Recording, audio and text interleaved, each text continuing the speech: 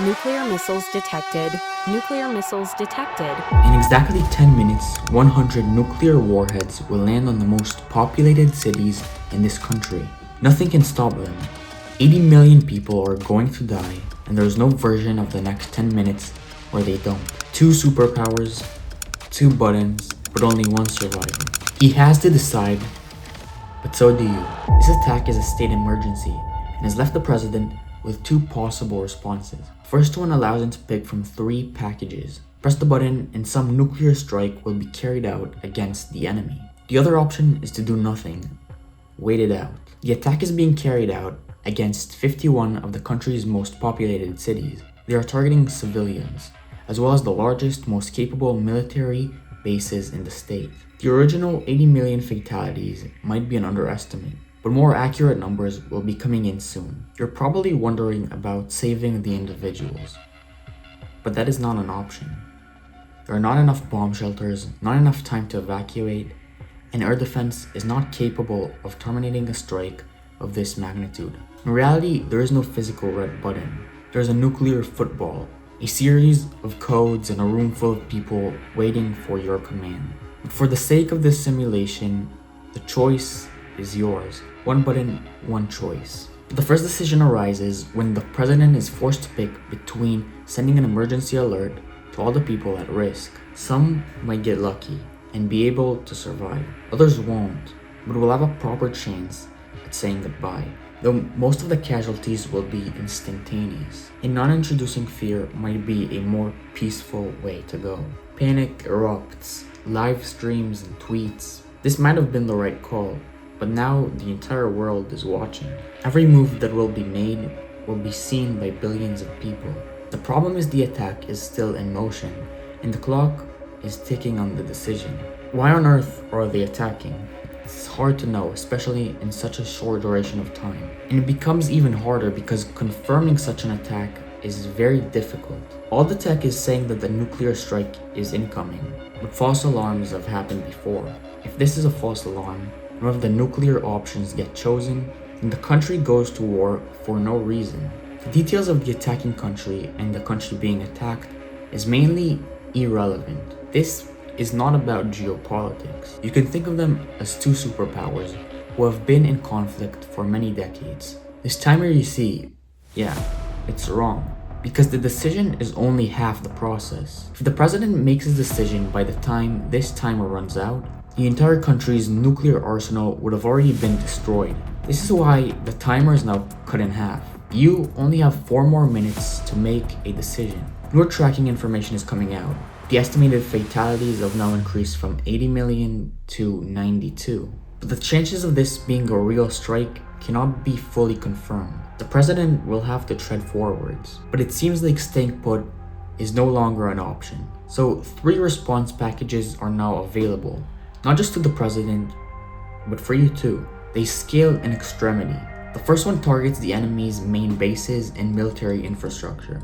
This will be with the goal of eliminating their ability to counter back, but will still allow an opportunity for peace. 40 million casualties. The second option targets the enemy's military infrastructure as well as major economic regions, such as oil mines, and also targets a major populace. This is far more extreme, but its goal is to crush them and show them your strength, aiming to stop the exchange with fear rather than with peace. 120 million casualties. The final option is the most extreme. It will be an even larger invasion of everything I mentioned, as well as targeting the enemy's main allies. This ensures not only will the enemy be in shambles, but their allies will also restrain and might not even be capable of supporting them.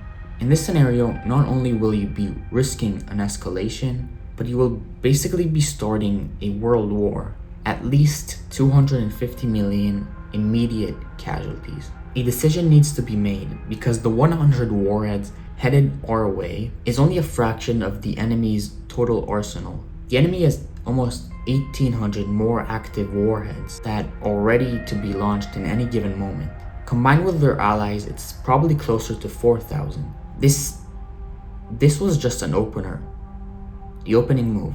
white moves first. The clock is ticking, somehow even faster than before, so we need to move quick. It's unfortunate there is no manual for this. No way to make sure you're making the right decision. But actually there is. Well, there's a whole protocol for this stuff. But throughout history, there have also been cases that were similar to this. They're fascinating, but I won't go into detail. I will leave you with better resources for them. The two most famous instances happened decades apart during the Cold War. Once on Soviet soil, where a base detected incoming nuclear missiles.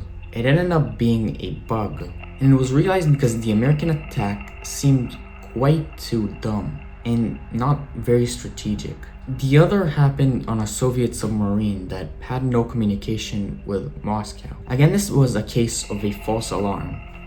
Two commanders signed off on launching the nuclear attack as a response back, but one didn't. They got lucky, or maybe they were too afraid to make the hard decision. Mayhem and panic only grows. Reporting is being broadcasted in every home in the country. After you step out of this room, you will need to address the nation, at least what's left of it. Really, the uncomfortable thing is that the enemy's citizens are also tuned into the live streams and the news. Millions of them are live streaming themselves, trying to find shelter, expecting your attack. They're pleading for their lives. They didn't do anything wrong. You're still safe. You, the president, are safe, but in a different way. No matter how this unfolds, you will survive. At this moment, you're in a nuclear bunker. There's enough food and supplies for your staff and your entire family, who are on their way here as we speak. You could live here for decades, live through the fallout. Our allies are trying to reach you. They want to know what your response will be. They will support you as part of our treaty. They are waiting for your decision. This is a game of chess. The right move might be wrong, depending on how your opponent wants to play. In minutes, hundreds of millions will die. Depending on your decision, it could be billions within a day. Depending on your decision, world war might be prevented, or it might begin before you even have time to make your decision. Depending on your decision, many pawns will fall, but which king will be out of the game first? 80 more missiles have been detected and confirmed to have been launched from enemy territory. Less than 2 minutes remain. Check. Your response, beyond world war, is risking the beginning of a nuclear winter. Ash could cover the surface of the planet. It will block out the sun, causing global temperatures to sink down around 9 degrees, and it will last for decades. Just for reference, the last ice age on Earth had global temperatures lower by only about 6 degrees compared to today. The real danger is transforming the world into a planet that can no longer grow food or sustain life. Ecosystems will fail, species will go extinct, and if you aren't careful, we might be one of them. 1 minute remains.